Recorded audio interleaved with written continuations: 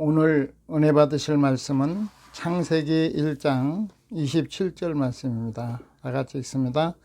하나님이 자기 형상 곧 하나님의 형상대로 사람을 창조하시되 남자와 여자를 창조하시고. 오늘 창세기 1장 27절 말씀에 근거하여 세상에서 가장 위대한 걸작품이라는 제목으로 말씀을 전가하도록 하겠습니다. 하나님께서 모든 만물을 창조하시고 보시기에 좋았더라. 하나님의 그 수준에서 창조된 모든 세계는 부족함이 없이 완벽하게 창조가 되어진 거예요. 그래서 하나님 보시기에 너무 좋았던 거예요. 그런데 사람을 지으실 때는 성부, 성자, 성령 하나님께서 우리를 창조하시는 거에서 의논하셨다는 거예요. 숙고하셨다는 거예요. 그리고 나서 하나님의 형상대로 우리를 지으셨다는 거죠. 하나님의 형상대로 지으셨다는 것이 얼마나 귀한 은혜인가를 우리가 오늘 말씀을 통해서 생각하는 이 시간 되시기를 바랍니다. 그리고 하나님께서 천지를 창조하시고 하나님은 사람을 지으셨을 때 확실한 계획이 있었고 목적이 있었던 것입니다. 그것은 하나님의 영광을 위해서 봉사하도록 하기 위함이었습니다. 무릇 내 이름으로 일컫는 자 곧 내가 내 영광을 위하여 창조한 자를 오게 하라. 그들은 내가 지었고 만들었느니라. 이사야서 43장 7절은 이렇게 말씀하고 계십니다. 특별히 하나님은 창조하신 피조세계를 다스리도록 하기 위해 인간을 만드셨습니다. 하나님은 만물을 인간 중심으로 창조하셨습니다. 우리 사람들을 위해서 하나님께서 지으셨습니다. 우리 한 사람 한 사람을 위해서 하나님이 이렇게 지으신 것입니다. 이러한 사실은 하나님께서 인간을 얼마나 귀하게 창조하시고 사랑하셨는가를 말씀하고 계십니다. 하나님의 형상대로 지으시고 또 우리를 사랑하시되 아주 애틋하게 사랑하시는 하나님의 사랑을 볼 수 있습니다. 욥기 7장 17절에는 사람이 무엇이기에 주께서 그를 크게 만드사 그에게 마음을 두시고. 하나님께서 우리 사람들을 향하여 분초마다 권쟁하시고 관심을 가지고 돌아보시고 지금 이 시간에도 불꽃 같은 눈동자로 우리를 보고 계세요. 사랑하는 내 아들, 딸들이 지금 뭐 하고 있나, 예배를 드리고 있는 모습을 보니 내가 참 기쁘고, 하나님 앞에 나와서 주님, 우리의 연약함을 불쌍히 여겨주시고 주님의 은혜 가운데 붙들어 주시옵소서 하는 그 마음을 하나님께서 받으시고 함께 할 줄을 믿습니다. 그래서 이 말씀으로 첫 번째, 하나님의 형상으로 지으셨다는 것은 가장 귀하게 지으셨다는 것입니다. 이것은 하나님께서 인간에 대해 특별한 관심을 가지셨음을 말해줍니다. 마치 토기장이가 최고의 토기를 만들기 위해 심혈을 기울이듯이 친히 흙을 빚으시고 그 코에 생기를 불어넣는 방법을 취하셨습니다. 인간 창조에서 가장 특이한 것은 인간이 하나님의 형상과 모양으로 지음받았다는 것입니다. 인간만이 하나님과의 교제가 가능한 것입니다. 하나님과의 친교가 이루어질 수가 있는 거죠. 그리고 우리 인간이 창조물 중에서 최고의 걸작품입니다. 하나님께서 사람들을 지으셔서 타락하기 이전에 하나님이 그들과 함께 하시고 또 하나님께서 베푸시는 특별 은혜, 일반 은혜를 받으면서 그들이 기뻐하고 감사하고 이랬을 때 얼마나 참 예쁘겠어요. 요즘에 이제 스마트폰이 많이 나오다 보니까 스마트폰 페이지에 자기의 손녀, 손자나 예쁜 짓을 하는 것을 표지에 넣어가지고 항상 이렇게 보는데 그 손자들을 보면서 그 할아버지 입장에서 얼마나 참 귀하고 사랑스럽겠어요. 하나님께서도 우리 인간을 지으시고 하나님께서 그만큼 기뻐하신 것이죠. 하나님께서 우리를 지으셨는데 망가졌다고 해서 그냥 폐기시키시고 버리시는 하나님이 아니시라는 거죠. 하나님의 창조하신 것을 하나님께서는 끝까지 보존하기를 원하셔요. 그만큼 가치가 있는 것입니다. 우리가 정말 아끼는 것이 있다면 그것이 어떤 실수가 됐던 어떤 상태에 대해서 조금 흠집이 나거나 망가졌다면 어떻게 할까요? 세상에 그거 하나밖에 없는데 어떻게 하든지 그것을 고칠 수 있는 사람을 의지하든지 해서 그걸 고칠 거예요. 또 가장 귀한 보화를 가지고 가다가 자칫 잘못해서 시궁창 같은데 빠뜨려 버렸다 해도 그거 포기할 수가 없어서 그것을 찾아서 소중한 것을 보존할 것입니다. 하나님은 창조하신 세계에서 보기 좋은 그들을 보존하시고 어떻게 하나님께서 일하시기 원하시느냐면 꺼져가는 등불도 끄지 아니하시고 상한 갈대도 꺾지 아니하시는 하나님께서 그들에게 분초마다 기회를 주시는 거예요. 돌아오라, 내게로 와라. 그래서 하나님 앞에 나아가면 하나님의 그 창조주의 그 능력으로 무너졌던 것을 다시 세우고 고치고 전보다 더 귀하고 아름답게 빚으시는 하나님, 우리를 사랑하시는 하나님이십니다. 그리고 하나님과 사람의 관계가 세계의 역사가 된 것입니다. 하나님과 인간과의 관계에서 일어나는, 세상에서 일어나는 이 모든 것들이 하나의 역사예요. 그리고 창조된 이 세계는 인간의 역사이기 때문에 희노애락이 있습니다. 물론 하나님께서 처음에 주셨던 것을 지키고 그 자리에 있었다면 항상 기쁨만 있겠죠. 감사만 있겠죠. 찬양, 그러면서 모이기만 하면 하나님을 찬양하고 높이는 이러한 일들이 있었겠죠. 이러한 부분들이 다시 회복되기 위해서는 하나님이 우리를 얼마나 귀하게 지으셨는가를 아는 것이 참으로 중요합니다. 그리고 두 번째, 피조물인 인간의 한계가 있음을 알아야 합니다. 하나님은 창조주이시고 우리는 피조물입니다. 하나님의 지혜는 어느 누구도 따라갈 수가 없고 그분이 하시는 말씀은 진리 그 자체입니다. 그래서 그 말씀을 따라서 온전히 순종하고 따르는 것이 동행하며 가는 가장 지혜로운 방법이 되는 거죠. 어린아이들을 보면 걸음마를 좀 배우고 나면 부모가 손을 잡거나 누가 손을 잡고 이끌어 주려고 하면 손을 딱 팽개치고 가다가 또 넘어지고 그러면서 걸음마를 배우긴 하지만은 우리가 하나님과의 관계에서 하나님의 그 지혜, 하나님의 사랑, 그 사랑으로 이끄신 하나님을 온전히 신뢰한다면 하나님 앞에 맡기는 그런 지혜로운 삶을 우리는 가져야 될 것입니다. 사람의 한계를 아는 것이 중요합니다.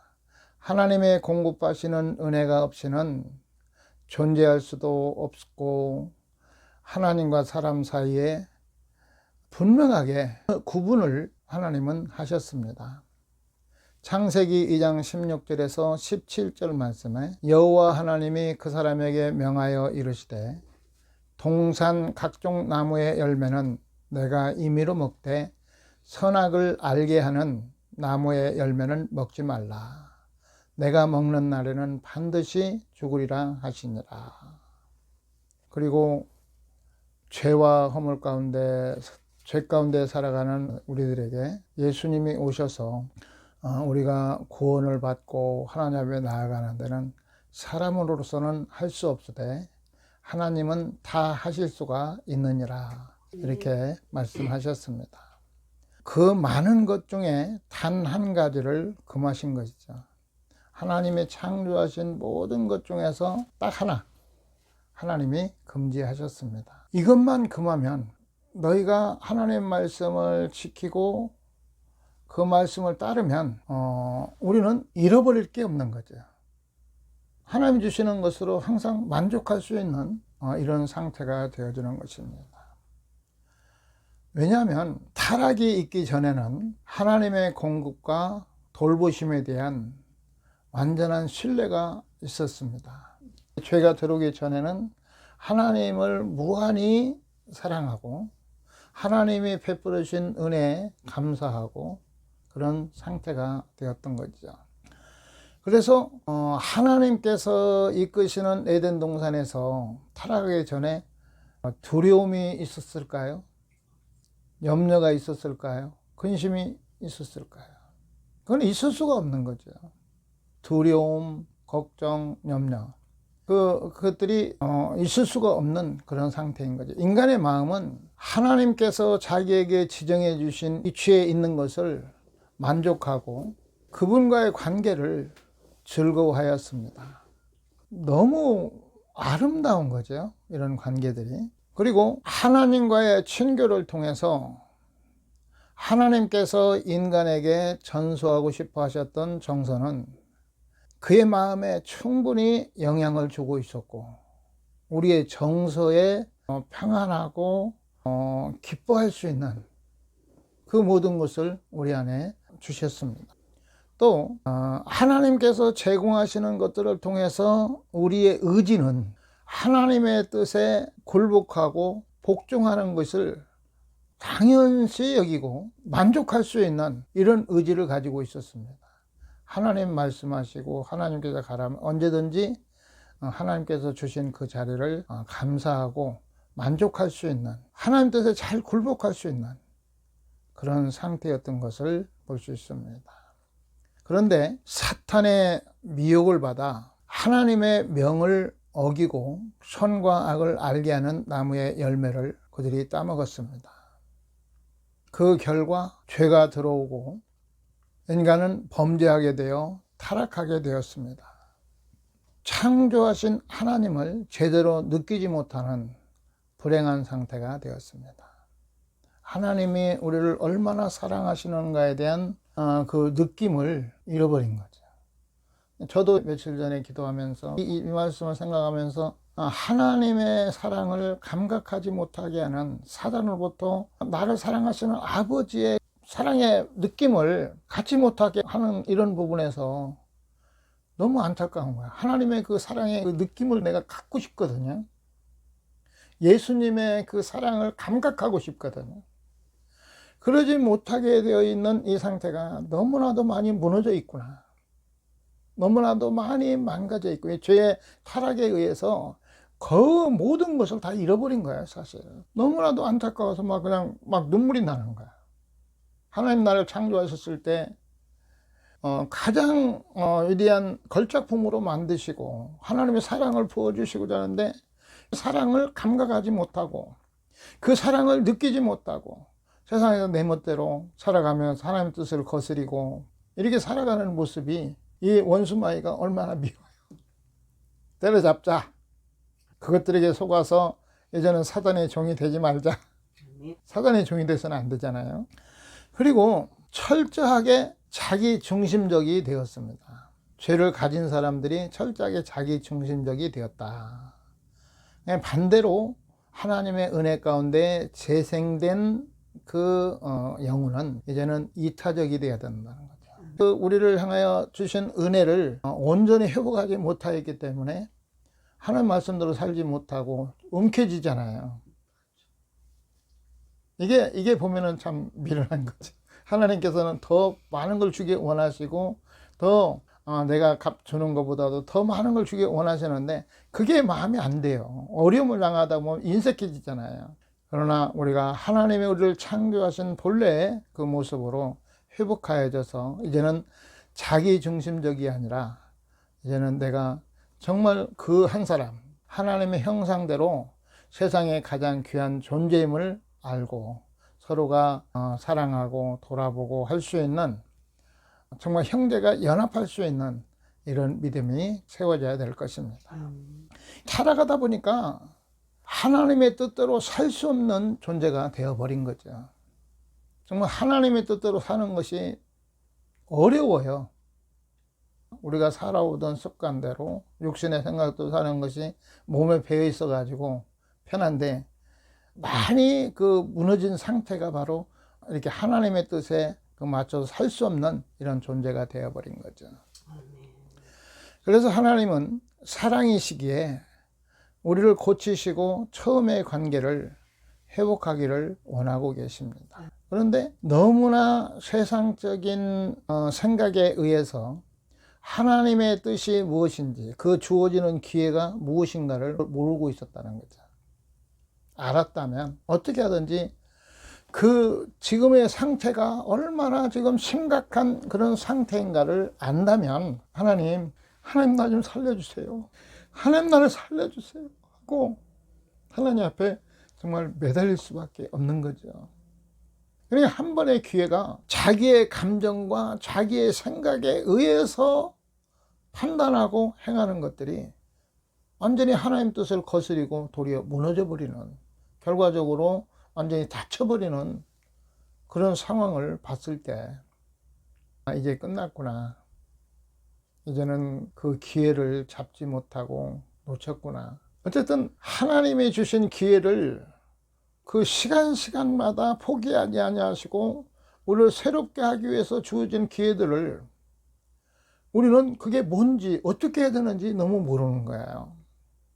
우리는 겸손히 이러한 부분에서 하나님 주시는 그 문제가 무엇인가를 찾고 그 부분에서 고쳐지고 새로워지고 변화될 수 있도록 이런 각오를 가진다면 사람이 변화되지 않을 사람은 없어요. 뭐 성격이 안 바뀐다고요? 3살 버릇 8까지 간다고요?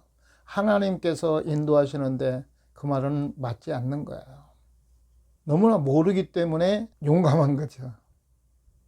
어쨌든 하나님께서 우리에게 처음 창조한 걸작품을 포기하지 아니하고 끝까지 할 수 있으면 오래 참으시고 기다리시면서 다시 회복하기를 원하시는 주님의 마음을 좀 깨닫는 시간 되기를 예수 이름으로 축원합니다. 세 번째로는 창조주 하나님은 타락한 우리를 새로운 피조물로 만드셨습니다. 고린도후서 5장 17절에 예수 그리스도 안에 있는 자에겐 새로운 피조물이라고 말씀하고 계십니다. 새로운 피조물이 그냥 만들어지는 것이 아니라 하나님께서 이끄시는 그 환경을 통하여 처음에 타락하기 전에 있었던 마음과 같이 항상 그 상태를 감사하고 기뻐하고 이렇게 따라가면서 무너졌던 것이 다시 회복되고 고쳐지는 역사가 나타나게 되는 것입니다. 하나님께서 우리의 죄악 때문에 십자가에서 죽으심으로 죄사함의 은총을 베푸셨습니다. 우리의 모든 죄를 사하시고 우리의 무너진 것을 다시 수축하고 처음에 우리를 창조하신 모습으로 다시 회복할 수 있는 모든 것을 예수님께서 다 이루셨습니다. 그것이 아무에게나 주는 것이 아니라 조건이 있습니다. 그 조건은 예수 그리스도를 신실하게 믿고 말씀에 순종하는 자들에게 주시는 은혜입니다. 예수 그리스도를 믿으면서 우리는 생활이 있는데 믿음의 생활, 그러니까 세상의 세계관을 가지고 살았던 사람이 이제는 예수 그리스도 안에서 기독교 세계관으로 하나님 중심으로 살아가는 사람으로 바꿔줘야 되는 거죠. 그래서 세상적인 세계관과 기독교의 세계관의 그 차이점, 하나님께서 원하시는 것이 무엇인가를 하나하나 우리가 찾아가면서 하나님의 인도를 받으면서 온전하게 회복될 수 있는 은혜가 임해야 될 것입니다. 그리고 예수 그리스도 이름으로 회개하여 거듭나야만 본래 창조의 목적으로 회복할 수 있습니다. 하나님은 통회하는 마음을 외면치 아니하시고 그걸 기뻐하십니다. 하나님 앞에 회개하는 마음, 우리가 날마다 하나님의 거룩함 같이 살 수 있다면 이 말은 안 맞을 수도 있겠죠. 회개할 필요도 없겠죠. 우리가 살아가는 모습이 꼬라지가 왜 남이 잘 되면 배가 아프고 왜 그렇게 다른 사람 말 판단하고 남이 열심히 좀 하나님 일을 하려고 하면 그냥 끌어내리고 그런 속성을 가지고 있는지 몰라요. 나부터도 그런 속성을 가지고 있거든요. 그게 악이잖아요. 그러니까 날마다 하나님 앞에 가서 주여 연약한 이 죄인 용서해 주시옵소서. 주님 말씀대로 살아갈 수 있는 성령의 충만한 은혜를 부어 주시옵소서. 이렇게 구하며 갈 수밖에 없는 거잖아요. 저도 한때는 우리 담임 목사님이 부흥에 나가면 회개하라고 하는데 그 부분에서 얼마나 마음에 거부 반응이 오는지, 아니 뭐가 그렇게 죄가 많다고 회개하라고 날마다 보면 회개하라고 그러니까. 그런데 하나님을 믿고 따르면서 시간이 흐르면 흐를수록 죄가 더 깨끗해 안 보이는 게 아니라 가면 갈수록 내가 죄인 중에 괴수구나, 악하구나, 이런 모습이 보여지니까 회개하지 않을 수가 없는 거죠. 참 안타깝죠. 우리가 구원을 이루되 빌립보서 2장 13절에 있는 말씀같이 거룩함을 이루고 구원을 완성해 가라고 하나님은 말씀하고 계시죠. 그래서 영적인 상태도 성장을 하는 거거든요. 어린아이 같은 상태에서 이제 장성한 분량까지 자라가잖아요. 자라가는 과정에서 우리가 하나님의 말씀을 먹고 그걸 지키면서 자라가는 거잖아요. 거듭난 후에 인간의 마음은 신자의 마음과 영혼에서 일어나는 영적 변화를 의미합니다. 그 말은 창조의 목적으로 회복할 수 있는 상태가 거듭난 후에 자기의 마음 속에서 드러나 다시 처음 창조하신 대로 이렇게 회복돼 가는, 세워져 가는 것을 알아갈 수가 있는 거죠. 영적인 변화가 일어나는 것을 알 수 있다는 거죠. 이 변화는 하나님의 은혜와 그리스도에 대한 믿음을 통해서 나타나집니다. 우리가 하나님을 사랑하고 예수 그리스도를 사랑하는 그 마음이 우리 안에서 내면에서 영적인 변화가 일어나고, 내가 하나님 말씀대로 잘 살아야 되겠구나, 이런 다짐을 하고 또 말씀대로 지켜야 되겠구나 하는 것들이 우리 안에서 일어나잖아요. 이런 변화를 느낄 수 있다는 거죠.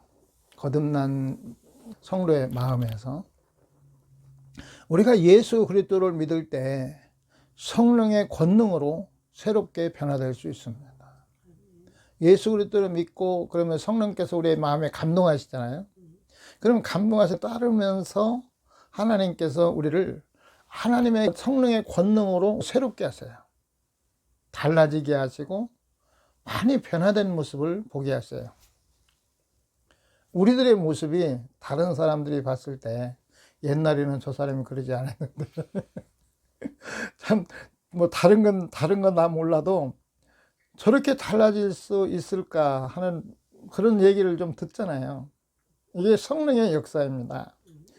그의 영혼은 허물과 죄로 죽은 상태에서 은혜로 인하여 믿음으로 말미암아 하나님에 대해서 다시 살아났습니다. 그리고 그의 마음은 다시 살아난 영혼에 의해서 변화되고 영향을 받는 마음입니다.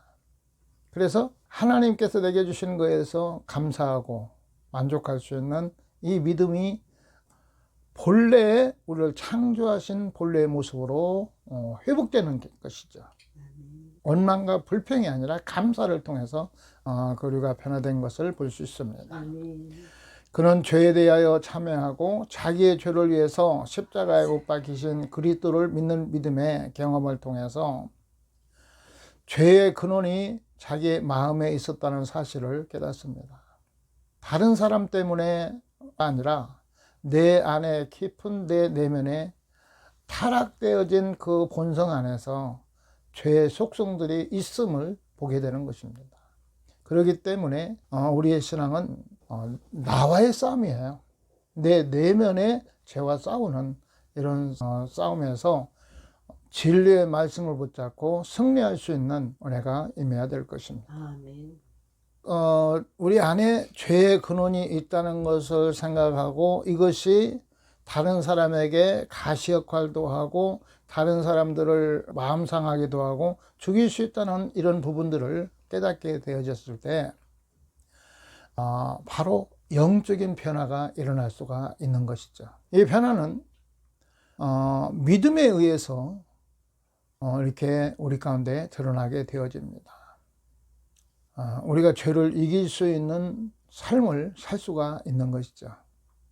하나님을 신뢰하는 마음이 생기고 두려움과 걱정이 없고 그분과의 관계를 중요하게 여기게 되는 것이죠. 그분의 뜻에 순종하는 것을 즐거워하게 됩니다.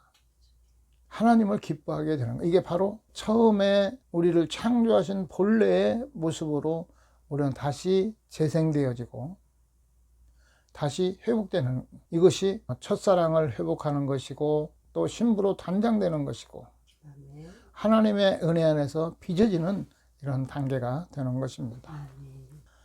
이제 할렐루야, 드디어 하나님의 가장 소중한 존재가 되었습니다.